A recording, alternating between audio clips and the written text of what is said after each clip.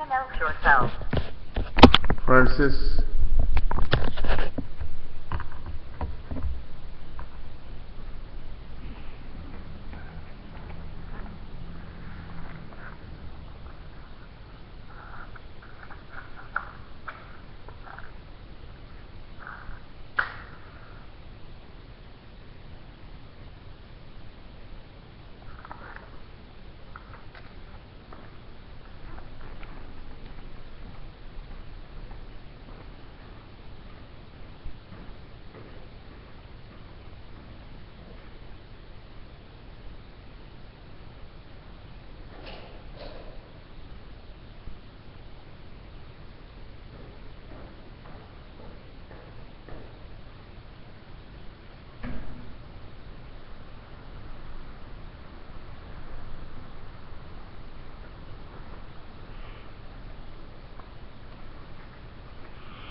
Okay, good morning. We have 1 minute more.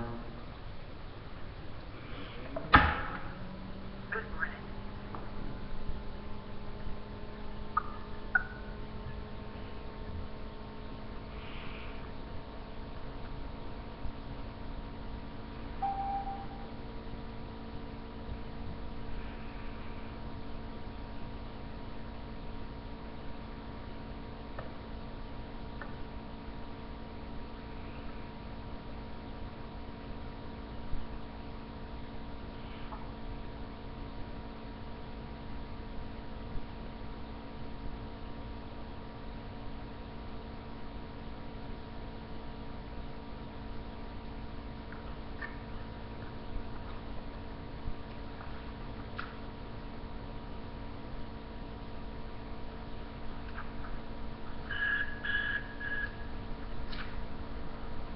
Okay, so it's 5 a.m. Let's all rise. Let's begin our Hoon Dok Hae by offering one standing bow to our beloved true parents. 하나님과 정통함에 그에게 대해 힘내 바로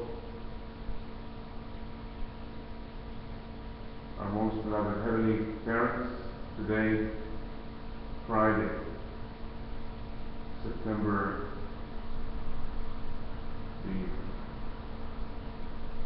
5th, 2014, here at Washington Family Church, National Cathedral. We pray that today will be a glorious, successful, and really awesome day for all the Unification Church. And we pray from our true parents, the true mother here on earth, and true Father in heaven. We pray for their success. We pray as well for the true children, true grandchildren, and our brothers and sisters who are attending them. And we pray for the international headquarters of the Family Federation for World Peace and Unification in Chongpyeong, Korea. We pray for our elder sister Sanjanin with her husband. Visit them that they can always direct and even supervise the sending of missionaries all over the world from Korea. And we pray that their mission, the World Mission Headquarters, is now based in Chongpyeong itself. We pray that directions from our true mothers will be clear, going to true children, and then to all leaders and to all over the world. So we pray for the world headquarters and all their staff. We pray for the UPN chairman, Dr. Chang Shik-yang, and all the international vice presidents, Thomas one, and we pray for all the continental leaders all over the world, especially here in North America and the region. We pray for Archbishop Kim and his family, and we pray as well for all the nations all over the world where we have our FFWPU headquarters, especially here in the United States. We pray for Reverend Dr. Michael Laban, his wife Fumi San, and the children, and all the national HQ staff. We pray that they will always unite with our Tuma. We pray for their success always, for their EP Life Info, interactive service, and we pray as well for all the districts and regions all over the world, and it will always be expanding and successful, especially here in District 1. We pray for district leader, Reverend Ezra Karimi and his wife, Catalan, and we pray for all the pastors and leaders all over the world, especially here in the Mid-Atlantic area. We pray for the Tolson Center, the pastor there, Reverend James Stewart, and his wife, Tilly, their 2 children, and all the members that are connecting there. We pray for their success, and we pray for the pastor of the Norfolk Center in Norfolk, Virginia, Reverend Zagery Oliver, and in Richmond, Virginia, we pray for Father Adrian Bayo and his wife, Son, and all the members there. We pray for their success always. And in Northern Virginia, we pray for Lisa June and all the co-pastors and all the members there in Virginia. We pray that they can always wake up and really report every week the right tithes and all their attendances. And we pray as well for all the members in the Maryland area, with their pastor, Reverend Miller Stevens and his wife, and all the co-pastors like Reverend Jim Boothby, Ms. Jones, and others. We pray for their success, and we pray for the Washington, D.C. area. We pray for Archbishop Augustus Stallings, the chairman of the ACLC. We pray that they can go leaps and bounds as they invite more and more of the clergy and religious people and religious leaders to the American Clergy and Leadership Conference. We pray for their success, and we pray for our pastor, Reverend Zagery Oliver, and his wife, Fumi San, and daughter Breanna. We pray for their success always, the unity and prosperity, as well as to all the blessed families who are connected to our church. And we pray for their success as we invite more and more people to join us to attend the blessing and be blessing candidates. And we pray for the purity and keeping of their blessing, those blessed members who are connecting to our church. And we pray all this in all our names and in my name. Athanasius Francis, Catalan, blessed Assembly family. Adieu, adieu, adieu. Good morning. We're now on Isaac now, on page 447. We have read the introduction yesterday, and we're still reading from the book the world scriptures and the teachings of our Father, Reverend Sun Myung Moon. Abraham obeyed God's command to sacrifice as a burnt offering his precious son Isaac. Oh, wait.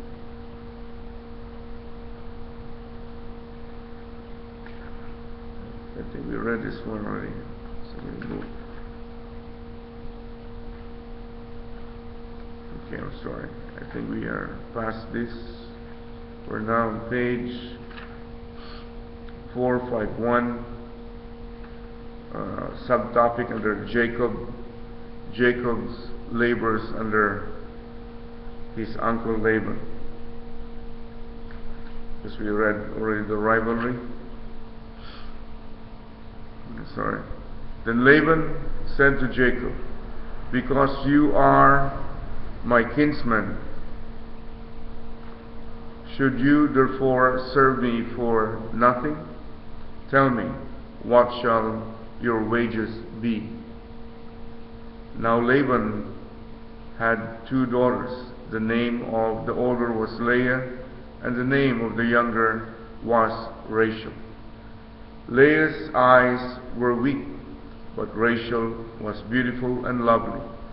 Jacob loved Rachel, and he said, "I will serve you 7 years for your younger daughter Rachel." Laban said, "It is better that I give her to you than I should give her to any other man. Stay with me."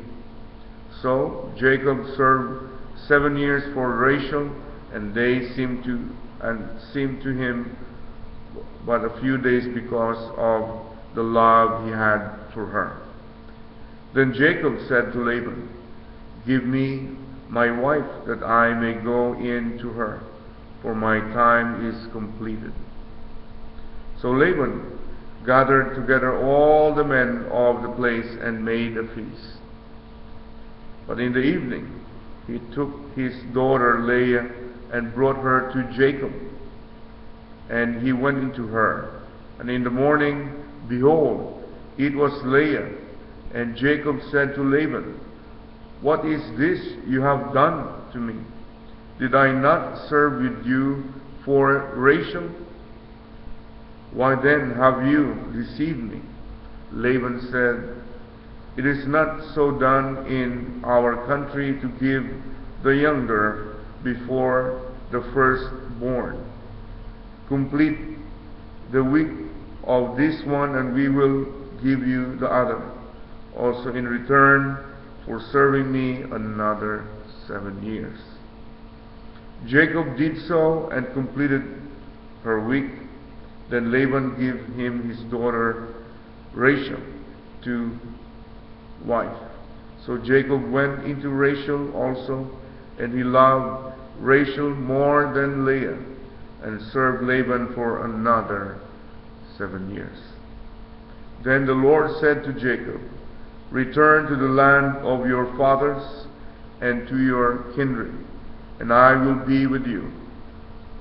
So Jacob sent and called Rachel and Leah into the field where his flock was, and said to them, "I see that your father does not regard me with favor as he did before, but the God of my father has been with me. You know that I have served your father with all my strength.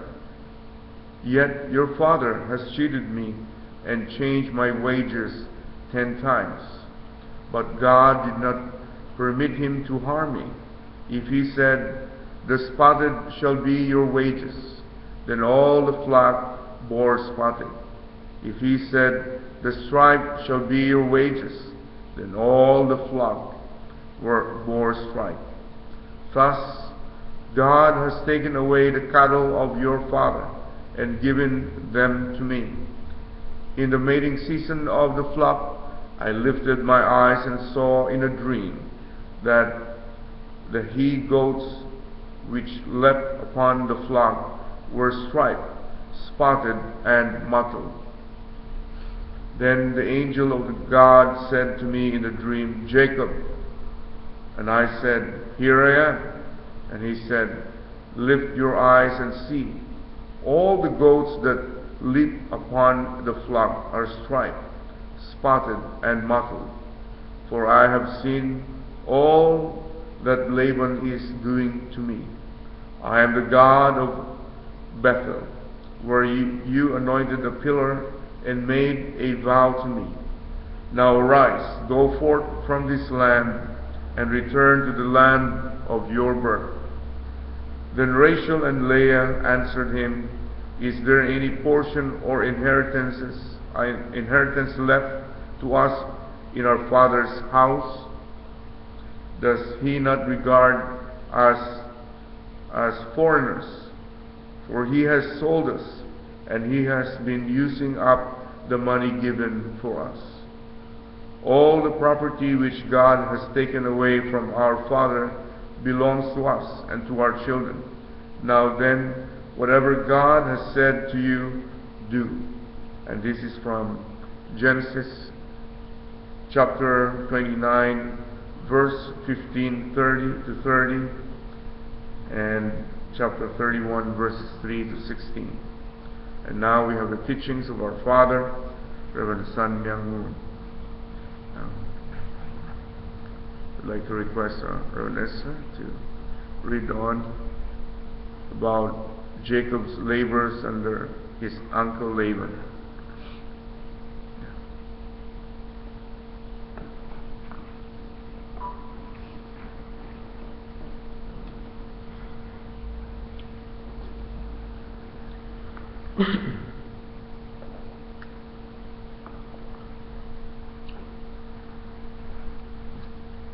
And we read teachings of our true father, Reverend Dr. Zagery. Jacob went to the land of Haran and worked as a servant for his maternal uncle Laban for 21 years. His uncle had promised to give him his daughter Rachel as his wife, but after 7 years Laban deceived Jacob and gave him her sister Leah instead. If it had been you would have immediately protested, but Jacob kept silent, worked for another 7 years, and got Rachel. Then, even after that, his uncle Laban deceived him again and again, trying to cheat him of the possessions that God had given him. Still, Jacob did not complain. We turn to page 452. Here, we must know that even though Jacob was in the loneliest of situations, still he thought of nothing else but God's will. Because of that, other things in his life did not matter. The most important thing was to accomplish God's will. He grew farther from the world, but kept to receive more love from God.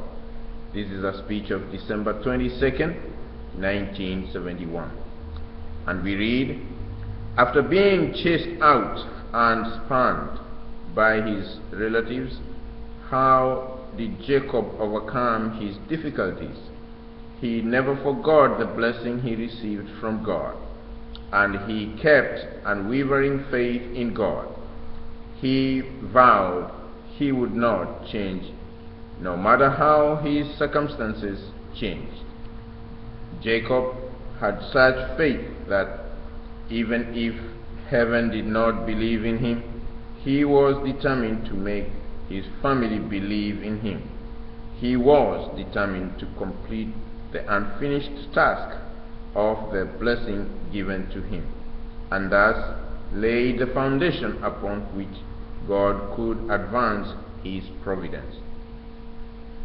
With a burning desire to inherit the will of heaven's principle that God had tried to establish through Abraham's family, Jacob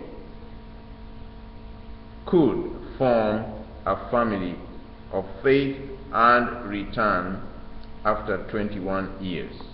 This is a speech of March 30th, 1958. And we read, "You are in the position of Jacob. You knew that God's blessing was yours, and with faith in this movement, you left your homes.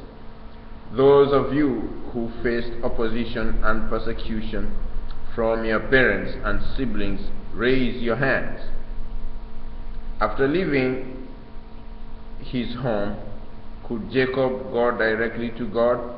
No, he had to go to Haran. You too must go your own.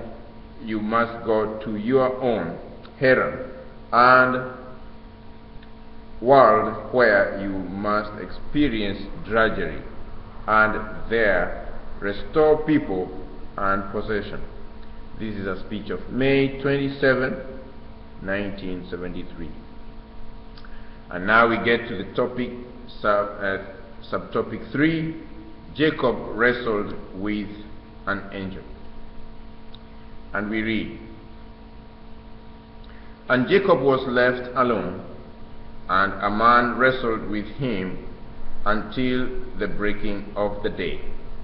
When the man saw that he did not prevail against Jacob, he touched the hollow of his thigh, and Jacob's thigh was put out of joint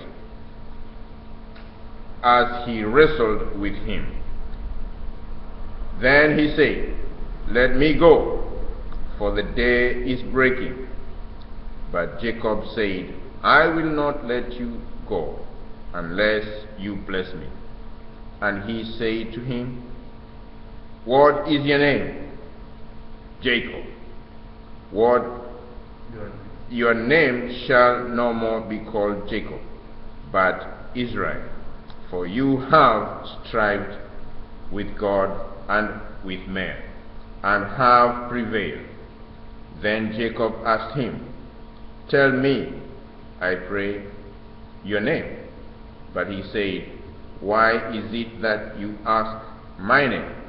And there he blessed him.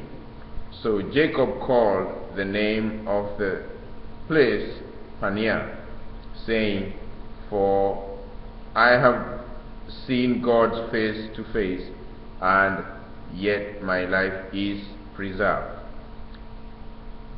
The sun rose up, I repeat that, the sun rose upon him as he passed Peniel, limping because of his thigh." This is a reading from Genesis chapter 32, verses 24 to 31. And we read, now again, teachings of Sang Myung Moon, our true father. "When the angel appeared, Jacob knew he was a messenger from God.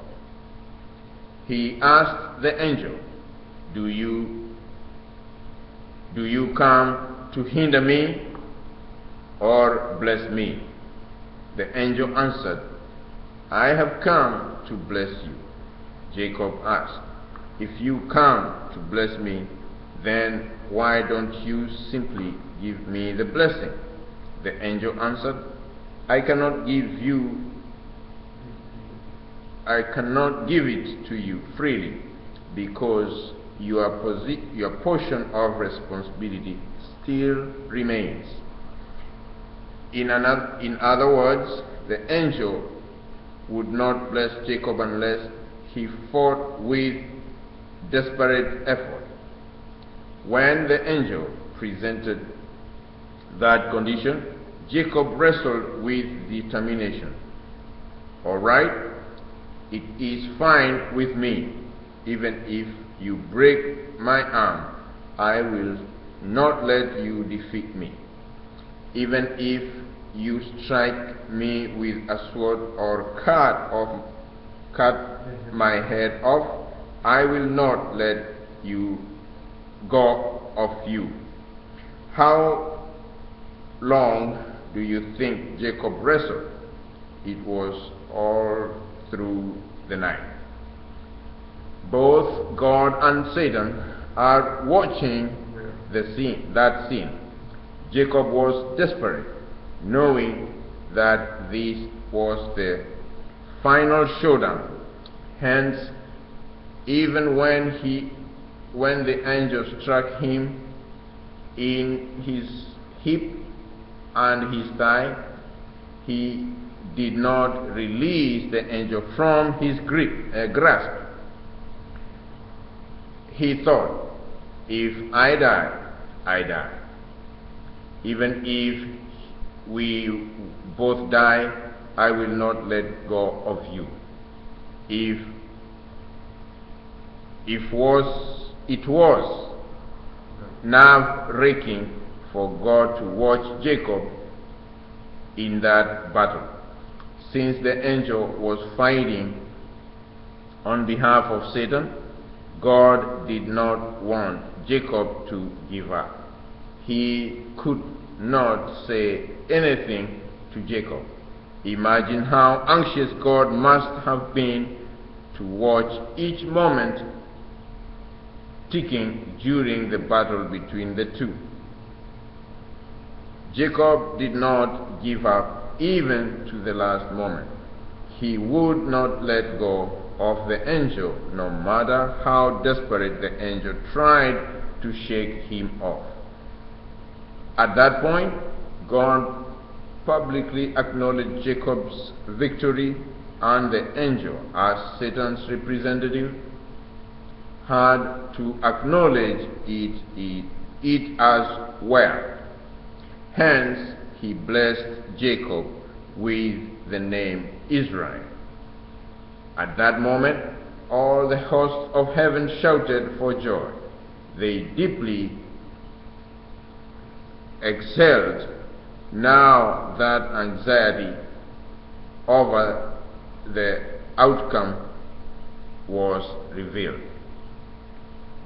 Jacob's love for God that enabled him to hold onto God's neck, shedding tears for him for 21 years, far surpassed God's relationship with Adam and Eve before the fall. Therefore, he could receive the name Israel.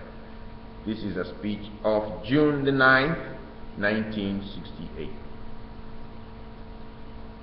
And we read, if Jacob had not been so well trained in Haran under the servitude of Laban, he would not have been able to defeat the angel at the ford of Jabbok. Jacob knew that those 21 years of bitter struggle were all of his at this moment. He knew that what happened this night would determine victory or defeat. That is what enabled him to persevere until the end and win. The strength cultivated during his 21 years course also enabled him to subjugate Esau. Then he could be reunited with his parents. And this is a speech of May 27, 1973. And we read, the human fall occurred when the angel Lucifer subjugated human beings. Therefore, in restoration, humans must subjugate an angel. For this reason, God sent the angel and let him attack Jacob. Once Jacob defeated the angel, it would open up the door of defeating Esau and subjugating and substantial being of the archangel, who was under the control of the spiritual Satan. What was the meaning of Jacob's victory over the angel? It was a spiritual victory over the entire angelic world. From that time on, Jacob was assisted not only by God but also by the angelic world, whenever he went. Most importantly, Satan could no longer spiritually control Esau. So, when Esau confronted Jacob, the next day he was bound to submit to his younger brother. And this is a speech of April 18th, 1977. And we read, "Why did the angel strike the hollow of Jacob's thigh? The human fall was caused by the misuse of the lower parts. Therefore, the blow to the sinful part of the body that was to act of restitution by the principle of an eye for an eye, a tooth for a tooth. Once that restitution was complete, the angel was free to bless Jacob." This is a speech of April 1st, 1972. And now, it is already 5:30. We have another subtopic, number 4, Jacob's reconciliation with Esau. It's a long reading, turning all the way to page 554. So we would stop here. Recommend we stop here for our reading today, and we can continue tomorrow on that subtopic number 4. All right. Yeah. Is there anyone willing to share in what we read today about Jacob? Jacob's labor under his uncle.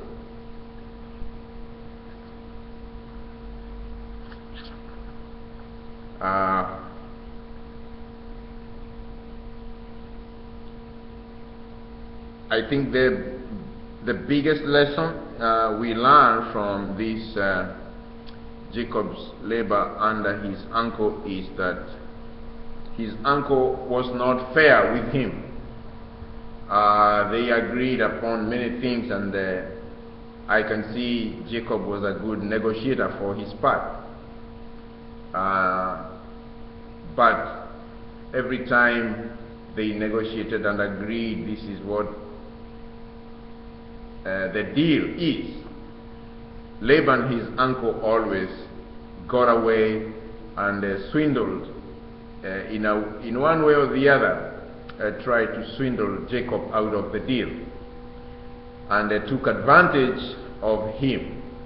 And we see this situation if you've been in employment or most of this world and what they call the economy and labor laws and everything. These are being advanced slowly by slowly through the ages. From slavery, we know we have, all humanity have gone through the culture of servant of servant, that is slavery. And it has been like slaves have no value, no life value of their own. So they were not treated like human beings. They were treated like objects of trade and labor. That's all. And if they don't produce, they are worthless and they are eliminated and or sold, or they were just like merchandise. So, but we see here at this level, Jacob, after getting his birthright from his elder brother and escaped to Laban, his maternal uncle. His maternal uncle was not kind, or that kind of uncle who is kind with him. He tried a lot to take advantage of, advantage of this young man. And even when he was to start his marital life and obtain his wife, they had a deal. He went and negotiated, and still Laban, God cheated him with the first daughter, and then he had to work yet another 7 years for the one he loved. And in all these things, the most important thing about Jacob is he is not complaining. Whatever task or cheating that he that was put before him, he knew it is unfair, but he didn't fall back on complaining and feeling defeated and giving up and knowing that, he worked very hard. Instead, he had a lot of to input himself. He invested himself a lot. Where did that power of overcoming all these cheating incidences come from? That's the question. Where did his power of not complaining, his power of contentment, in spite of all the cheating and conniving and all where did that power for Jacob come from? We read from the book, it came from relationship with God. Jacob's relationship with God. He absolutely trusted in God. And God is not a God of complaining. Despite the fall and despite Satan cheating Adam and Eve, God did not complain. God did what he did. Removed them from the original ideal, the Garden of Eden. And he had to start the process of restoration so that without complaining. And he had to begin with the formula of restoration. And we see the real deal here with Jacob is being able to go through Laban's cheating so many times, 21 years of that, made him strong enough to be able to fight with the archangel. Also be broken and never give up, because he did not rely on the moments that were kind of defeating for him. He did not focus his energy on when he lost. Every time he lost, he knew God was on his side. And he strived to overcome that situation and that moment without complaining. So this condition of not complaining made God to stay with him and helped him on his own. As we read through the teachings of Sang Myung Moon, God had a lot of anxiety, watching every moment of Jacob, and he cannot help Jacob. Jacob had to do this on his own. So he's striving, knowing the will of God and knowing that the power of God was with him. And he had many instances where he knew and he saw God's blessings with him. He saw this so many times on his own. He received the blessing from his father, Isaac the blind, with the help of the mother. So always, because of those moments where he received something from God, he knew God was always with him. He had moments of life and death. His brother, after he got the blessing, was looking for him to kill him. So that's why his mother helped him to escape to Haran, to stay with his uncle. And moment by moment, he was counting all these things as his blessings from God.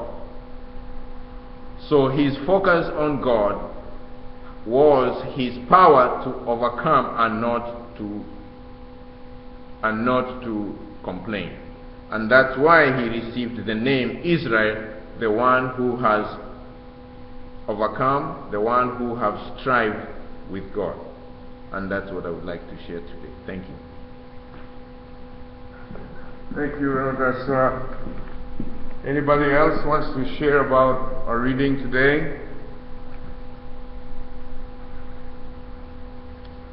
Anyone? Is everybody still there? Yeah, this is very important today about Jacob's labors under his uncle Laban. There's a lot of people even made books about his experience in Haran or Daran. I read one of these books before. It's about prosperity consciousness, and it was the author was Catherine Ponder. She's a very well-known author, and he sells books on how to think and pray and grow rich. And you can see here about the Bible's first millionaire, and it's Jacob, and the way he not only dreamt about it, but he made it happen by programming all the cattle, the goats that he saw in his dream was jumping. They have stripes and they have spots, but in reality most of Laban's cattle and goats are spotless, and they have no stripes. So what he did was, in the barn he painted them with stripes, painted them with spots. Where the cattle eat, drink, and the goats will pass by, even the fences, he placed some stripes. So even the animals are programmed to have stripes. So when they gave birth, they have either spots or stripes.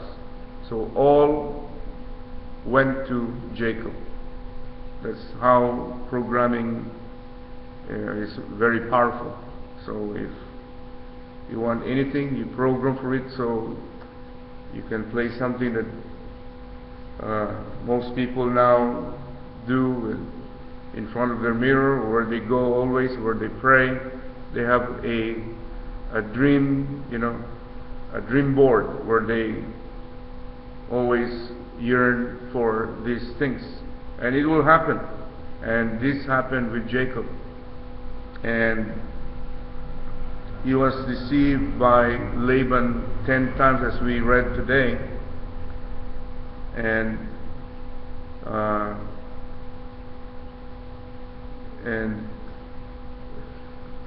as we read also, he dreamt about the spotted shall be your wages, when Laban told him, even though, and then all the flock bore spotted, and if he said the stripe shall be your wages, then all the flock bore stripe, because God has taken away the cattle of your father and given to me. So he was protected also while staying with Laban, his uncle. And God was always his strength. And when he was leaving, of course, Haran, he was afraid also because of Laban. All of his children, his daughters is with him.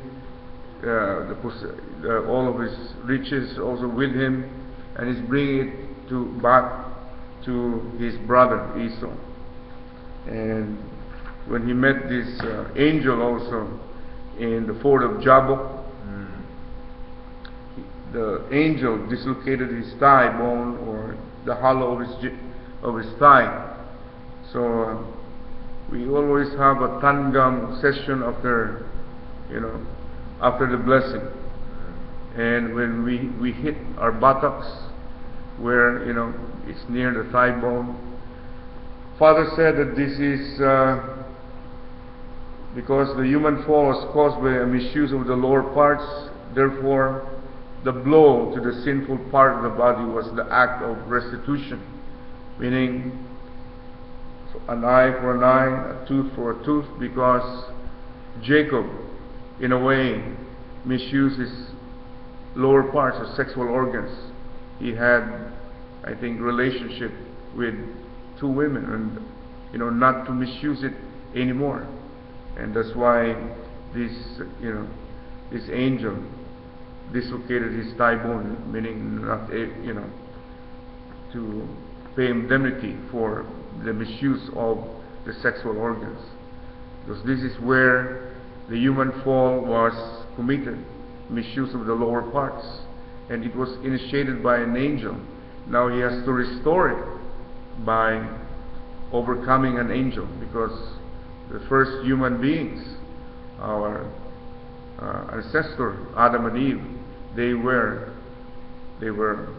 deceived by an angel, and it is through the lower parts, so it should be restored.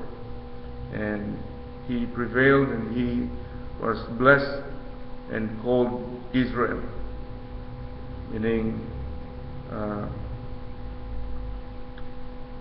the name shall no more be called Jacob, but Israel, for you have striven with God and with men, and have prevailed. And he was even asking about the name of the angel, but he said, the angel said, why is it that you ask my name? Then he blessed him. So Jacob even named that place Peniel, for I have seen God face to face, and yet my life is preserved. So very, very, and there are many other things that he dreamt about like an escalator going to heaven. So there were no escalator before, but it's close to an escalator, that he was describing, that the angels can go up and down in a flight of stairs.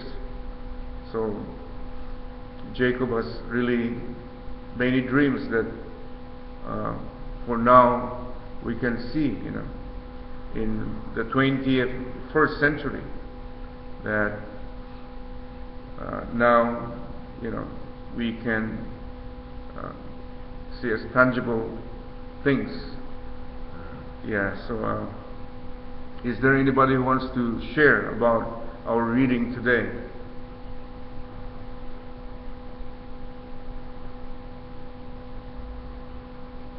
Okay, if there's none, let's all rise and have unison prayer.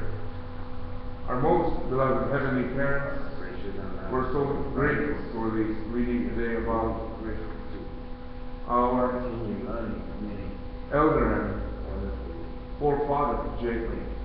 We pray that we can follow his faith and his will, for he has served even though he was deceived.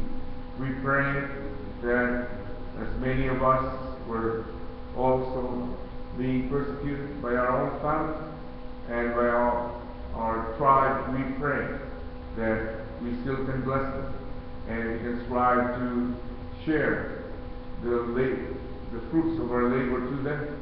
We pray that we can follow this prosperity consciousness, Jacob's consciousness, that we can really restore many things back to God and even restore the position of human beings over the angels. We pray that we can always control the angels, not the other way around. And when we pray, we can give them a task to prepare the area that we will do mission, and to prepare the area even around this church for our witnessing and recreational activities, where we restore not only things back to you, our Heavenly Parents, but restore many people back to your presence. We pray that for those who are already prepared, we pray that we can guide them and let them learn about the principle. And we pray that you use us as your instruments always as we bring in more people, even online and here, offline here in this church. We can see them face to face, and we pray for each other's success. We pray for our brother Alfonso Mayo, who's here witnessing by himself, and we pray that we can really bring about victory always as we read here in our Hoon Dok Hae, and we pray for each other's success and prosperity and goodness and good health, and we pray all this in all our names and in my name, Ignacius Francis C. Catalan, blessed and the family, Jew, Jew. Uri esonen tong,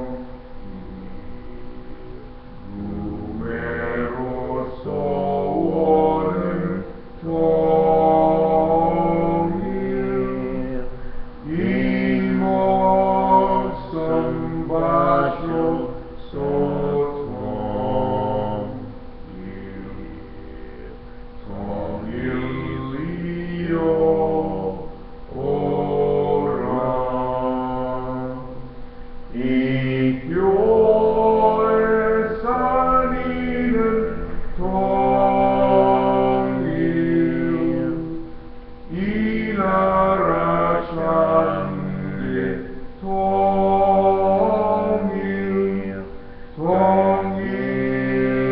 ilio sora,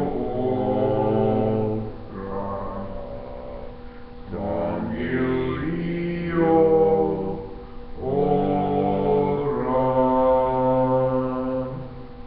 Good morning to you, our victorious and loving true parents of heaven and earth and humankind. Good morning to the true children, the true grandchildren, and all our brothers and sisters. Good morning. Good morning, and good morning to our Good morning. heavenly parents. Good morning, everyone. Have a prosperous and eventful Friday today. Yes. Have a great day. Happy Friday. Yes, yes.